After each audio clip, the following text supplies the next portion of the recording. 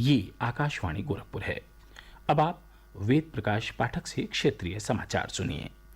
स्वतंत्रता की 75वीं वर्षगांठ पर आज़ादी का अमृत महोत्सव के अंतर्गत प्रादेशिक समाचार एकांश आकाशवाणी गोरखपुर विशेष प्रश्नोत्तरी का आयोजन कर रहा है। इसके तहत हर सप्ताह बृहस्पतिवार को सुबह 7:20 पर प्रसारित प्रादेशिक समाचार बुलेटिन में श्रोताओं से देश के स्वाधीनता संग्राम और उसके गौरवशाली इतिहास पर एक प्रश्न पूछा जाता है। इस प्रश्न का सही उत्तर भेजने वालों में से एक भाग्यशाली विजेता के नाम की घोषणा अगले दिन शुक्रवार को समाचार बुलेटिन में की जाती है। आप भी हमारे इस क्विज का हिस्सा बन सकते हैं। अमृत महोत्सव की श्रृंखला का अगला प्रश्न कल सुबह प्रादेशिक समाचार बुलेटिन में पूछा जाएगा।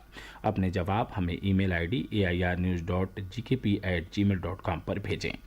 जवाब के साथ अपना नाम, पता और फ़ोन नंबर अवश्य लिखें, जिससे विजेता पन्ने पर आपसे संपर्क किया जा सके। प्रदेश विधानमंडल के बजट सत्र में आज मुख्यमंत्री योगी आदित्यनाथ के साथ उप मुख्यमंत्री केशव प्रसाद मौर्य ने विपक्षी दल समाजवादी पार्टी पर जमकर हमला बोला। मुख्यमंत्री ने कहा कि 2017 में भाजपा सरकार आने के बाद हर जरूरतमंद को राशन कार्ड उपलब्ध कराया गया। सदी की सबसे बड़ी महामारी के दौरान भी प्रदेश में सभी के लिए मुफ्त राशन की व्यवस्था की गई।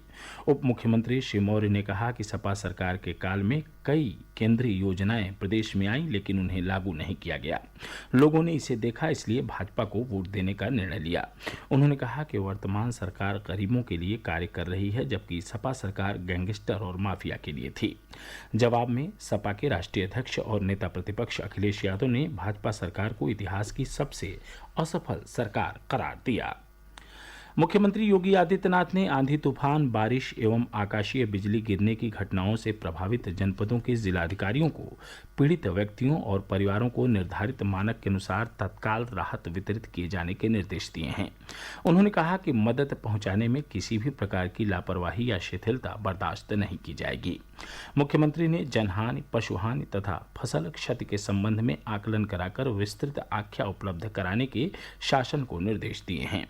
मुख्यमंत्री ने अधिकारियों को निर्देशित किया है कि सभी जनपदों से फीडबैक लेकर आवश्यकतानुसार तत्काल जरूरी कदम उठाए जाएं। राज्यसभा के लिए प्रदेश की 11 सीटों पर हो रहे चुनाव के लिए कल अधिसूचना जारी होने के साथ ही नामांकन दाखिल करने की प्रक्रिया शुरू हो गई है।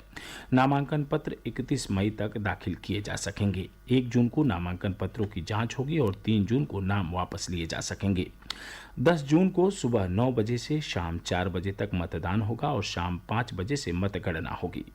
राज्यसभा में उत्तर प्रदेश से 31 सांसद हैं। इनमें से 11 सदस्यों का कार्यकाल 4 जुलाई को समाप्त हो रहा है। जिन 11 सदस्यों का कार्यकाल 4 जुलाई को समाप्त हो रहा है, उनमें भारतीय जनता पार्टी के 5, समाजवादी पार्टी के 3, बहुजन समाज पार्टी के 2 और कांग्रेस के 1 सदस्य शामिल हैं। समाजवादी पार्टी ने उत्तर प्रदेश से राज्यसभा चुनाव के लिए वरिष्ठ वकील और कांग्रेस के पूर्व नेता कपिल सिब्बल को समर्थन देने का फैसला किया है। श्री सिब्बल ने आज राज्यसभा चुनाव के लिए पार्टी अध्यक्ष अखिलेश यादव और सांसद रामगोपाल यादव की मौजूदगी में नामांकन पत्र दाखिल किया। श्री सिब्बल ने राज्यसभा चुनाव के लिए अपना नामांकन दाखिल करने के तुरंत बाद कांग्रेस से इस्तीफे की घोषणा की। पूर्व केंद्रीय मंत्री ने कहा कि उन्होंने 16 मई को पार्टी को अपना इस्तीफा दे दिया था। राष्ट्रीय स्वास्थ्य प्राधिकरण ने स्वास्थ्य संबंधी रिकॉर्ड को रखने के लिए आयुष्मान भारत स्वास्थ्य खाता यानी आभा मोबाइल ऐप की शुरुआत की है। स्वास्थ्य मंत्रालय ने कहा है कि आभा app NDHM health records app का ही नया रूप है। इसे गूगल प्ले स्टोर से डाउनलोड किया जा सकता है।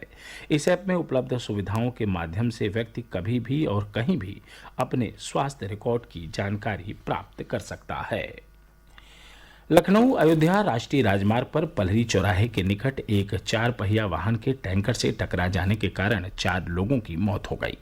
पुलिस सूत्रों के अनुसार ठाकुरगंज लखनऊ के रहने वाले ये 4 लोग अयोध्या से 4 पहिया वाहन से अपने गांव लौट रहे थे। पलहरी चौराहे के पास एक जानवर को बचाने के प्रयास में चालक वाहन पर से नियंत्रण खो बैठा, जिससे वाहन टैंकर से टकरा गया। यह समाचार बुलेटिन हमारे YouTube channel AIR news Gorakhpur और ट्विटर हैंडल AIR News_GKP पर भी उपलब्ध है। इसके साथ ही क्षेत्रीय समाचारों का बुलेटिन समाप्त हुआ। नमस्कार।